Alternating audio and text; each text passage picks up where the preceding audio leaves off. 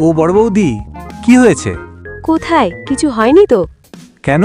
পিউ বলল তুমি নাকি আমাকে এক্ষুনি দেখেছো, কি নাকি জরুরি কাজ আছে।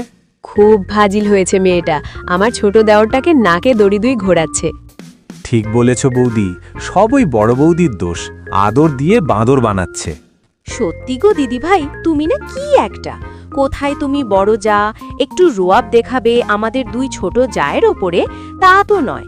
আমাদের দুজনের সেবা করেই তোমার দিন যাচ্ছে। এটা ঠিক বলেছ লতিকা, তবে শুধু তোমাদের দুজনের নয়, এবার সকলের জন্য তো করেই যাচ্ছি। কেন করছি বুঝতে পারছো না তো? তবে শোনো, আমি যখন বুড়ি হব তখন সবাই মিলে আমার সেবা করবে, বুঝেছো? অতদিন অপেক্ষা করতে হবে না, এখন বলো কি সেবা করতে হবে। বেশ, তাহলে চটপট খেয়ে নাও, তারপর আমাদের 3 বউয়ের জন্য ইভিনিং শোতে সিনেমার টিকিট কেটে আনো।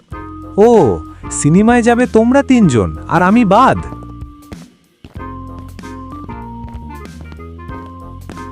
হ্যাঁ বাদ, আমরা 3 জনে যাব, ব্যাস, অন্য কেউ অ্যালাউড না।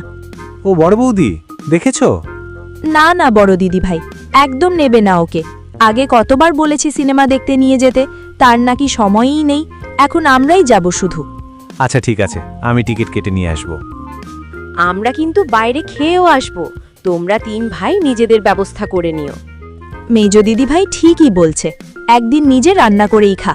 আমি ভালো রান্না করতে পারি না বলে খুব খিল্লি করে, আজ করুক রান্না, দেখি কত ভালো রান্না করে খায়। সে আমি ঠিক পারবো, বেশি করে মাংস নিয়ে আসবো, 3 জন মিলে খুব করে খাবো। তো খাও না, কে বারণ করেছে? আমরাও কিন্তু মোগলাই পরোটা আর কষা মাংস খাবো।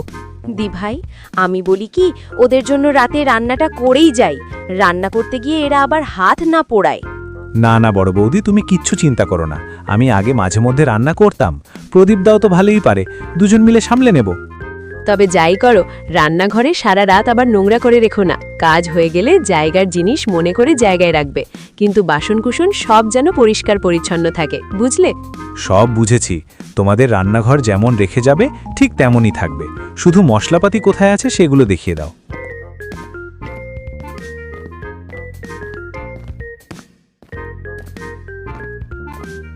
এই পিউর কল্যাণে একটু বাইরে বেরোতে পারলাম, বলো।